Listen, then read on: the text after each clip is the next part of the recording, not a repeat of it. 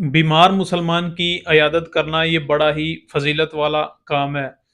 اگر کوئی مسلمان بیمار ہو جائے یا اسے کوئی چوٹ لگ جائے یا حادثہ پیش آ جائے یا ویسے کوئی میڈیکل پرابلم بن جائے تو اس کے پاس جائیں، اسے ملیں، اس کے پاس بیٹھیں، حال احوال پوچھیں اور اسے تسلی دیں اور کام وغیرہ بھی پوچھیں۔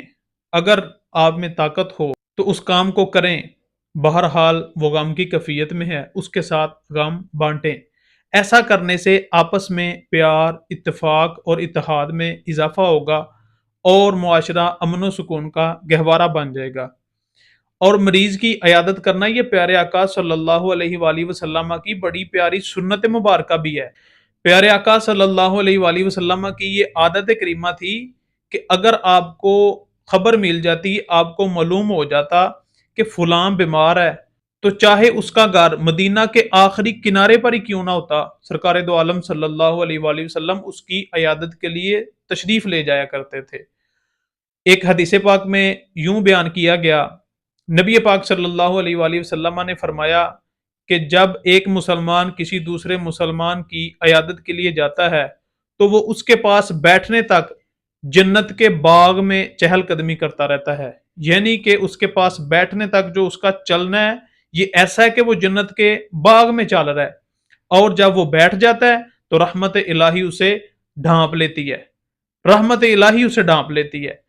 اور اگر وہ شام کو مریض کی عیادت کے لیے جائے تو صبح تک 70,000 فرشتے اس کے لیے دعائے مغفرت کرتے ہیں، اور اگر صبح کو مریض کی عیادت کے لیے جائے تو شام تک 70,000 فرشتے اس کے لیے دعائے مغفرت کرتے ہیں۔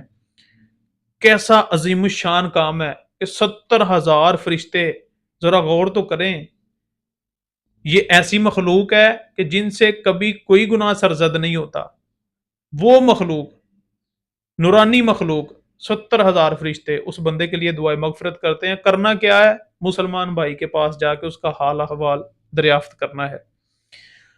اچھا، جیسے نبی پاک صلی اللہ علیہ وآلہ وسلم کی عادت کریمہ تھی، اسی طرح پہلے انبیاء کرام بھی مریضوں کی عیادت کرتے تھے، ان کی بھی یہ سنت مبارکہ ہے۔